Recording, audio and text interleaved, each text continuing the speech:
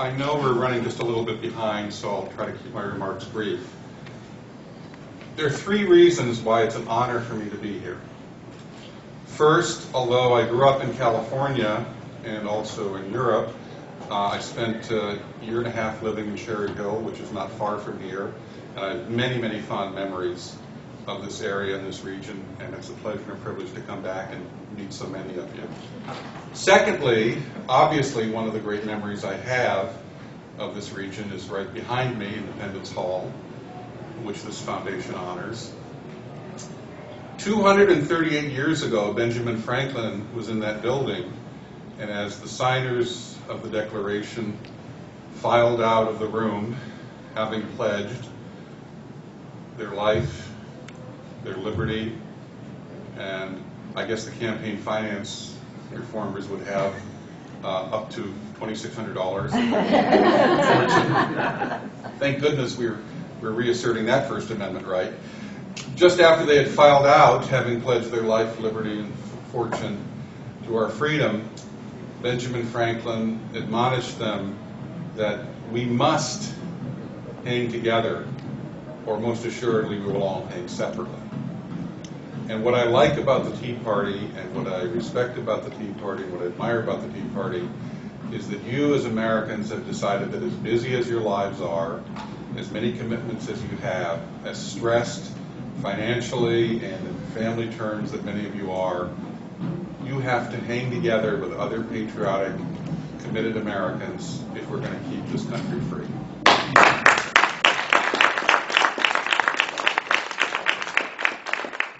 And one of the challenges I'm going to address today is our Justice Department. And it's both a bad news and a good news story. The bad news is we have the most politicized rogue Justice Department we've had in this country, at least since John Mitchell was Attorney General for Richard Nixon. And that is saying a lot. The good news is we're fighting back, and I think that we are going to be able to turn our Justice Department around. But it's not going to be easy, and we need help from people like you. First, the problem. Barack Obama and Eric Holder have a different conception of justice than the rest of us.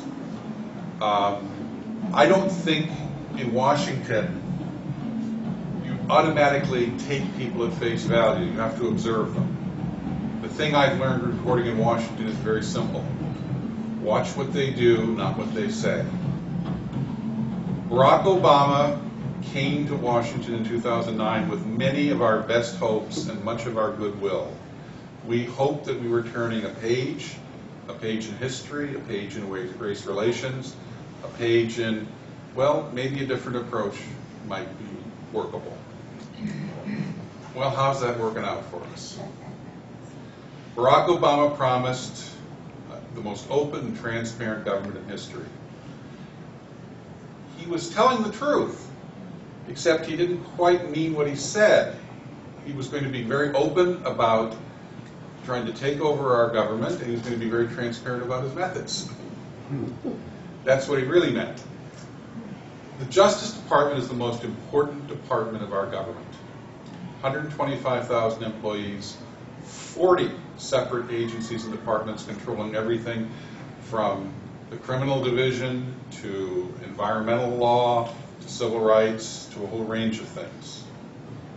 And I have to say, Eric Holder, the Attorney General, who operates with the full cooperation and authority of Barack Obama, has a dual job as Attorney General.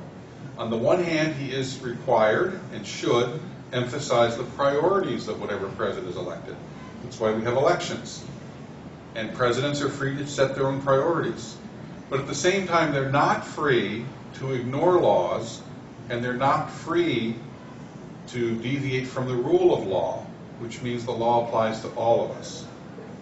And I have to say, in this delicate balancing act, we have seen Democrats and Republicans handle it very well over the course of the last half-century.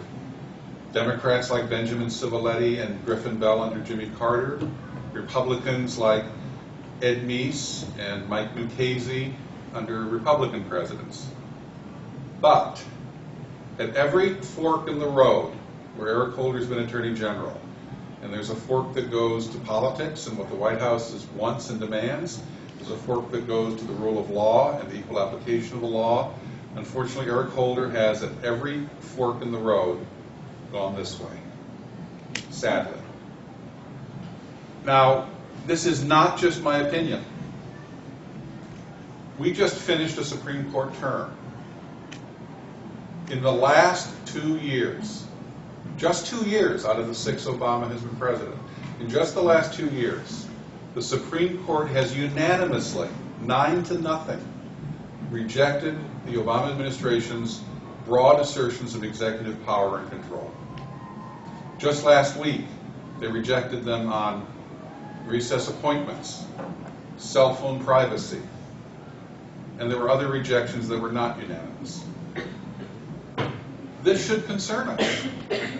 If Barack Obama's own Supreme Court appointees, including Elena Kagan, who was the Solicitor General who worked for him in the Justice Department, constantly reject him, so that the success rate of the Obama administration before the Supreme Court is now 35%, whereas in a traditional administration it's 70%, even liberals are beginning to be concerned about a potential imperial presidency. Now, in all of this, of course, the Congress has the right to have oversight and demand accountability. Sadly, and I use this word very carefully, sadly, Eric Holder has not provided that accountability. He has, I think, engaged in something that approaches a cover-up of issue after issue. And I'll give you 2 quick examples. Fast and Furious was a very unfortunate operation in which some very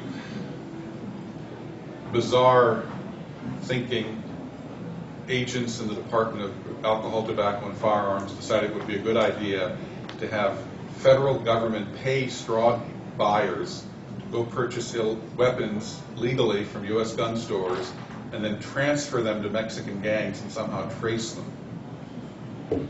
If it sounds crazy and illogical, it was. It ended up costing the life of a U.S. border agent and hundreds of Mexican civilians. It added to the instability in Mexico, which in part has prompted some of the arrival of many people across our borders. And obviously, Congress was interested in how this crazy idea happened. A bunch of people took the Fifth Amendment.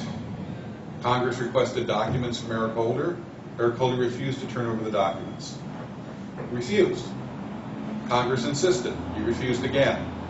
Congress, the House of Representatives, finally voted to formally censure and hold in contempt the Attorney General of the United States. And 17 Democrats, 1 out of 8 Democrats, 1 out of 8 Democrats in the House of Representatives voted to hold Eric Holder in contempt. He ignored the contempt citation. It was supposed to be referred to the U.S. Attorney for the District of Columbia for prosecution. It never was turned over. The Attorney General has literally decided that he himself is above the law. Second example is the IRS investigation. I think we all are concerned about the IRS investigation for obvious reasons. Eric Holder took charge of that investigation 14 months ago. There is no evidence a real investigation is taking place. I personally know 22 key witnesses, or have contact with 22 key witnesses in that investigation. To this day, 21 of the 22 have never heard from the FBI or the Justice Department. That tells you this is not a real investigation. The person in charge of the investigation, Barbara Bosserman, an attorney at the Department of Justice, was a maximum donor to the Obama presidential campaign in 2008 and 2012. She gave money early on in the primaries in 2008, when Hillary Clinton was still the overwhelming favorite. She was placed in charge of the investigation, or in charge of not having an investigation, I should say. You could walk through the deepest sincerity with which this administration is conducting the IRS investigation and not get your ankles wet. Now, is there something that can be done about this? I think so. First of all, the courts are waking up. I think next week in the D.C. Circuit Court of Appeals, which is our second highest court, you're going to have a very important decision on Obamacare. Mark my words. a large part of the Obamacare exchange program is going to be declared unconstitutional. Because in the matter, it goes back to the Supreme Court. But you know, I have a suspicion that John Roberts, the Chief Justice, who provided the fifth vote to save Obamacare in 2012, he may have looked back over the last couple of years and perhaps wondered once in a while if he did exactly the right thing. Well, this gives him a second bite of the apple. I didn't say how he would vote, but I think it gives him a second bite at the apple. Secondly, John Boehner, the Speaker of the House of Representatives, has convened a bipartisan working group on the constitutionality of the executive branch actions Barack Obama is engaged in, which include 23 separate revisions of Obamacare without consulting Congress. There's going to be a lawsuit filed in which Boehner will be seeking greater standing, greater ability of Congress to challenge the executive branch when it asserts its power beyond its boundaries. I think that suit has actually a very good chance of making progress in the courts. Because as we've seen, the courts are waking up to the legitimate uses of this administration's power. And lastly, there are elections. I hear there's one in November. If the Senate should change to the other party, and the Senate and the House are both controlled by people who have an interest in the Justice Department operating within its traditional guardrails, they have the power of the purse. They have the power to control its budget. And Barack Obama can veto a lot of things. He cannot veto the entire U.S. budget. And I think that Barack Obama would be very pressed to change his law enforcement priorities and to change some of the behavior of the Justice Department if he wants the Justice Department to have a budget. So, there's been a tremendous diminution of our civil liberties, and I'll just give you one final example. The Supreme Court was frankly astonished to see the Obama administration walk into its chambers a year ago in the case of Jones v. United States and actually assert the following: that the federal government had the inherent power to put a GPS tracking device on any one of your cars for any time, at any reason, for any reason, without a court order, without a search warrant, and without any evidence of a crime being committed or evidence that crime was about to be committed. That was the Obama administration Justice Department's assertion before the Supreme Court. The court's reaction was, this is an inside joke, no way, buddy. 9-0, no. People are catching on. Not just you, not just the Tea Party, members of the Supreme Court. So, we're under tremendous threat, we're under tremendous strain, our liberties are in jeopardy, but as I've always said, in paraphrasing Winston Churchill, Americans will always do the right thing, but first they must exhaust all their possibilities. So with that, I'm happy to take a couple of your questions, but I know we want to... Sorry, we would love to, John. Okay. If anyone has questions, you can come up at the book signing. I'm happy to join in the book signing, and luckily through an anonymous donor who happens to not be able to attend today, the price of the book is now $20, which is cheaper than even Amazon will sell it. Thank you. That's right.